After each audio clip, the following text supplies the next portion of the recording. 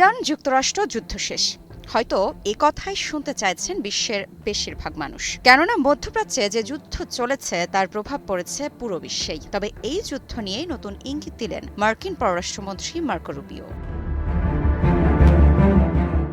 যুদ্ধ শেষ নাকি শুধু নতুন অধ্যায়ের শুরু? হঠাৎ করেই কেন অপারেশন এপিক ফিউরি বন্ধ ঘোষণা? প্রজেক্ট ফ্রিডম এটা কি সত্যি মানবিক সহায়তা নাকি কৌশলী চাল? আর ৮৭ দেশের ২৩,০০০ মানুষ তারা এখন কোথায় দাঁড়িয়ে?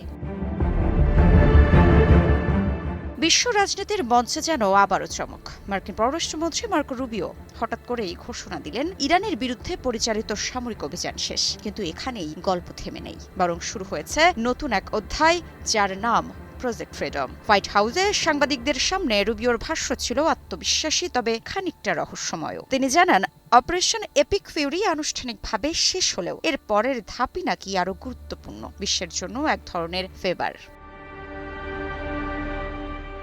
কিন্তু প্রশ্ন উঠছে, এই ফেভার কি সত্যিই নিছক মানবিক উদ্যোগ? রুবিওর দাবি অনুযায়ী ইরান হরমুজ প্রণালীর নিয়ন্ত্রণ নেওয়ার পর উপসাগরীয় অঞ্চলে তৈরি হয় এক ভয়াবহ মানবিক সংকট। শত শত জাহাজ আটকে পড়ে, হাজারো নাবিক ও বেসামরিক মানুষ কার্যত বন্দী হয়ে যান।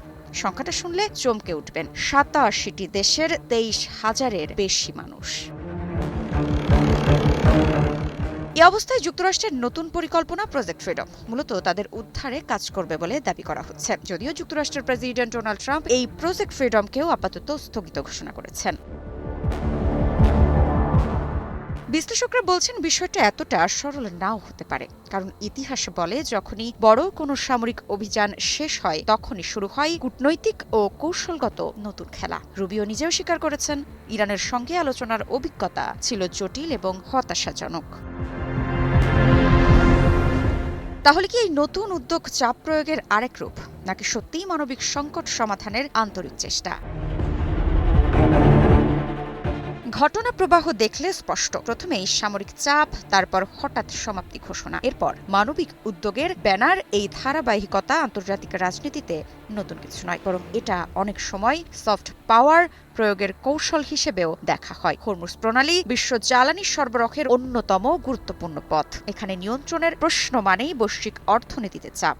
ফলে এই সংকট শুধু আঞ্চলিক নয়, পুরো বিশ্বের জন্যই স্পর্শকাতর। যুদ্ধ শেষ হয়েছে এই ঘোষণা হয়তো সত্য, কিন্তু বাস্তবতা হলো খেলা এখনো চলছে, শুধু রূপ বদলেছে। এখন দেখার বিষয়, ইরানের বিরুদ্ধে পরিচালিত সামরিক অভিযান শেষ বলতে যুক্তরাষ্ট্র আসলে কি বোঝাতে চাইছে, নাকি এটি আরেকটি কৌশলী অধ্যায়ের সূচনা।